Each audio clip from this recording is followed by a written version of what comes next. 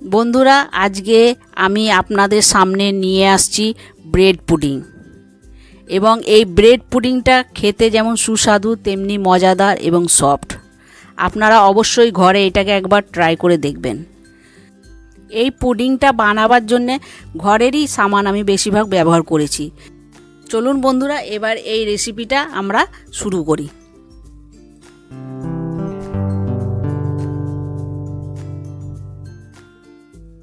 এই রেসিপিটা বানাবার জন্য আমাকে লাগবে ব্রেড। আমি 12 পিস ব্রেড নিয়েছি। এবার ব্রেডের যে 4-5টা আছে ওগুলো আমি কেটে বাদ দিয়ে দিব। এই 4-5টা কেটে বাদ দিয়ে আমি ওই সাদা পোর্শনটা নেব। কিন্তু আপনারা এই 4 পাশে যে ব্রেডটার আমি বাদ দিচ্ছি এটা কিন্তু আপনাদের নষ্ট হবে না। এটাকে আপনারা রেখে দিবেন এবং পরে এটাকে ব্রেড ক্রাম্ব বানিয়ে আপনারা ব্যবহার করবেন অন্য রেসিপিতে। দেখুন, আমি পুরো যে 4 পাশে যেগুলো থাকে সেগুলো বাদ দিয়ে দিয়েছি এবং সাদা কটা নিয়েছি। এবার একটা ব্লেন্ডের মধ্যে আমি এই কটাকে আমি টুকরো করে করে রেখে দেব, নিয়ে এটাকে ব্লেন্ড করে নেব।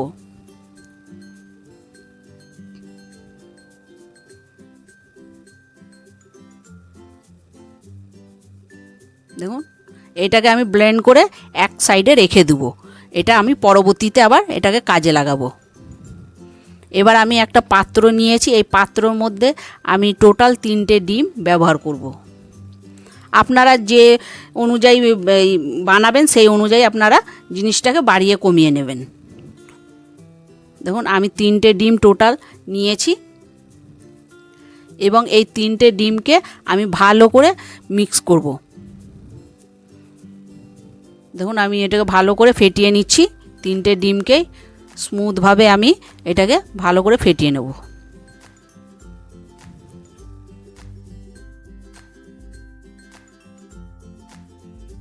দেখুন, আমি ডিমটাকে ভালো করে ফেটিয়ে নিয়েছি। এবার আমি এতে 2 কাপ চিনির গুঁড়োটা দিচ্ছি। এটাকেও আমি ভালো করে ফেটিয়ে নেব, যেন কোনো গুঠলি বা লাঞ্চ কিছু যেন না থাকে। সুন্দরভাবে ওটাকে ফেটিয়ে নিতে হবে আপনার।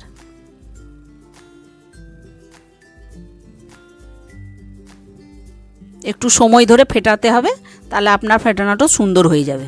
এবার এর মধ্যে আমি দিব 2 চামচের মতন ঘি। আপনি বাটারও ব্যবহার করতে পারেন, ঘিও ব্যবহার করতে পারেন। আমার বাড়িতে ঘি ছিল তো আমি ঘিটাই ব্যবহার করলাম। আপনাদের যেটা ইচ্ছা সেটা ব্যবহার করতে পারেন, বাটার ইয়া ঘি। এটাকেও আমি ভালো করে ফেটিয়ে নিচ্ছি। এবার আমি এতে দিচ্ছি 1 চামচ ভ্যানিলা এসেন্স। এটা দিচ্ছি এই কারণে, অনেকজনের ডিমের গন্ধ সহ্য হয় না, এতে ডিমের গন্ধটা চলে যায়। এটাকেও দিয়ে আমি দেখুন ভালো করে ফেটিয়ে নিচ্ছি।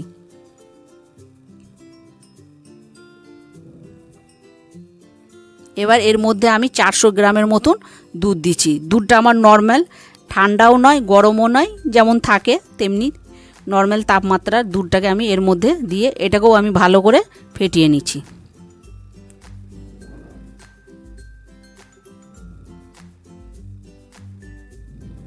দেখুন, এটাও ফেটানো হয়ে গেছে আমার ভালোভাবে। এর মধ্যে আমি যে ব্রেডটাকে ব্লেন্ড করে রেখেছিলাম সেটাকে আমি ওর মধ্যে মিক্সড করে দেবো। দেখুন, এইটাকেও আমি ভালোভাবে ওর মধ্যে ফেটিয়ে নেব। দেখুন, আমার সুন্দরভাবে মিক্সড হয়ে গেছে সব কটাই উপকরণ। এবার এটাকে আমি একটা পাত্রতে ঢেকে আমি এক সাইড করে রেখে দেব। এবার চলুন ক্যারামেলটা আমরা বানিয়ে নিই।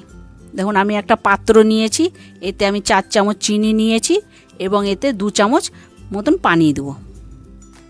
এটাকে আমি কিন্তু এখনও আঁচে দিইনি। এটাকে আগে আমি ভালো করে দুটো জিনিসকেই মানে পানি আর চিনিটাকে একসাথে মিক্সড করে নিয়ে তারপর আমি এটাকে ওভেনটাকে চালু করব।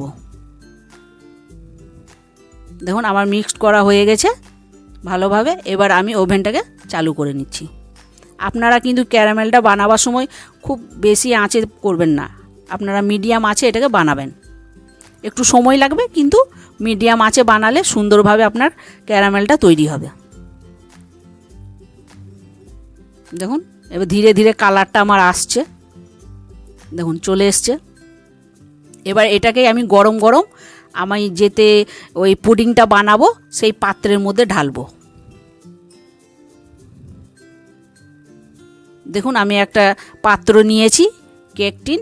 এর মধ্যেই আমি গরম গরম ওই ক্যারামেলটাকে ঢেলে নিচ্ছি। গরম গরম যদি না ঢালেন বন্ধুরা, তাহলে এটা আপনার জমাট বেঁধে যাবে, তখন আপনার হবে না। দেখুন আমি 4-5টা ঢেলে ভালো করে করে নিচ্ছি। এবার একটা কড়াইয়ে আমি নিয়েছি 500 গ্রামের মতন পানি, এটাকে আমি ফুটাতে দিয়ে দিয়েছি। এবার দেখুন যেটা আমি বানিয়ে রেখেছিলাম সেটাকে আপনাদেরকে দেখাচ্ছি, কত সুন্দর স্মুথ হয়েছে। এবার যে ক্যারামেলটা আমি নিয়েছিলাম পাত্রে, ওর মধ্যে আমি ওই যে সব উপকরণ ব্রেডগুলো বানিয়ে রেখেছিলাম ওর মধ্যে ঢেলে দিলাম। এবার এটাকে আমি একটা পেপারের মধ্যে ঢেকে দেবো। আপনাদের ফয়েল পেপার থাকলে ফয়েল পেপারের মধ্যে ঢেকে দিবেন, বাটার পেপার থাকলে যেটাই থাকবে সেটার মধ্যে আপনারা ঢেকে দিবেন। দেখেন আমার পানিটা অলরেডি ফুটে গেছে, আমি ফুল আঁচেই দিয়েছিলাম। এবার আমি এতে একটা স্ট্যান্ড রেখে এবার আমি ওই পুডিংটাকে চাপিয়ে দেবো। দেখুন চাপিয়ে দিলাম। এবার এটাকে আমি একটা ঢাকা দিয়ে ঢেকে দেবো। আমার এটাকে আগেই আমি বেশি আঁচে ফুটিয়ে নিয়েছিলাম, এবার আমি এটাকে নর্মাল আঁচে করে দেবো, মিডিয়াম আঁচে। আমি 45 মিনিট পর ফিরে এলাম। এবার ঢাকনাটা খুলে আমি দেখব আমার পুডিংটা তৈরি হয়েছে কি হয়নি। দেখুন আমি এবার নামিয়ে নিচ্ছি এবং এটাকে খুলে আপনাদেরকে দেখাচ্ছি। দেখুন কত সুন্দর জমাট বেঁধেছে পুডিংটা আমার। এবার এই পুডিংটা ঠান্ডা হয়ে গেছে, আমি একটা পাত্রে ঢেলে নেব।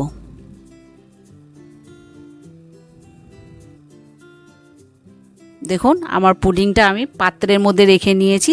দেখুন হার্ট শেপের মতো কত সুন্দর আমার পুডিংটা হয়েছে। আপনারাও আমার এই প্রসেসের মতন যদি বানান সেই পদ্ধতি অনুযায়ী, তাহলে আপনাদেরও পুডিংটা এত সুন্দর হবে। দেখুন আমার কালারটাও খুব সুন্দর এসছে। ক্যারামেলটা বানাবার সময় আপনাদেরকে কালারটা কেমন লাগছিল, এখন দেখুন কালারটা দারুণ সুন্দর লাল টুকটুকে হয়ে এসছে। হ্যাঁ, আপনাদেরকে কেটেও দেখাচ্ছি কত সুন্দর সফট, নরম এবং সুস্বাদু হয়েছে খেতে। তো বন্ধুরা দেখতেই পাচ্ছেন আমার ব্রেড পুডিং। এই পুডিংটা যদি আপনাদেরকে ভালো লেগেছে তো কমেন্টে জানাবেন এবং লাইক এবং সাবস্ক্রাইব করবেন।